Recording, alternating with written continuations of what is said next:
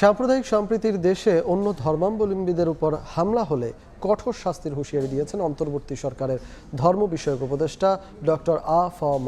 খালিদ হোসেন। অন্যদিকে দেশের সব খাতে স্থিতিশীলতা ফেরাতে অন্তত 6 মাস দরকার বলে মন্তব্য করেছেন বৈষম্য বিরোধী ছাত্র আন্দোলনের অন্যতম সমন্বয়ক সার্জিস আলম।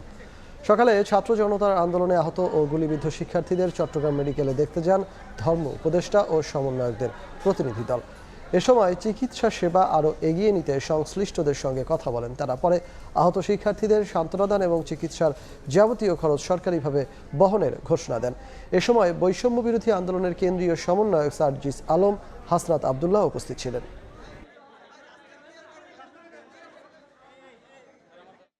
বিগত 16 বছর ধরে যে মানুষরা একটি মাত্র কথা বলার সাহস করেনি, বিগত 53 বছরে যারা এই লুপ হোলগুলো নিয়ে রাস্তায় নামার খুব একটা সাহস করেনি, সেই মানুষগুলো একটি অন্তর্বর্তীকালীন সরকার গঠন হওয়ার সাথে সাথে চাচ্ছে 16 দিনের মধ্যে সব সমস্যার সমাধান হয়ে যাক। রাষ্ট্রকে মিনিমাম একটি স্থিতিশীল অবস্থা আসার জন্য অন্তত 3 থেকে 6 মাস আপনাদের অবশ্যই সময় দিতে হবে। আপনারা যদি আমাদেরকে যথাযথ রাষ্ট্র পুনর্গঠনের সময় না দিয়ে গত 16 বছরের ব্যর্থতার দায়ভার আমাদের উপরে চাপিয়ে দিয়ে আপনারা এক ধরনের আমাদেরকে ব্ল্যাকমেল করেন, তাহলে আমরা মনে করব আপনারা রাষ্ট্র পুনর্গঠনে আমাদেরকে সহায়তা না করে বরং আপনারা ষড়যন্ত্র করছেন। যারা এই উপাসনালয়ে হামলা করে বা আমাদের হিন্দু বৌদ্ধ খ্রিস্টান ভাইদের ঘরে যারা হাউস হোল্ড আক্রান্ত করে, আমরা এদেরকে ক্রিমিনাল মনে করি এবং this criminal will be punished by the existing law.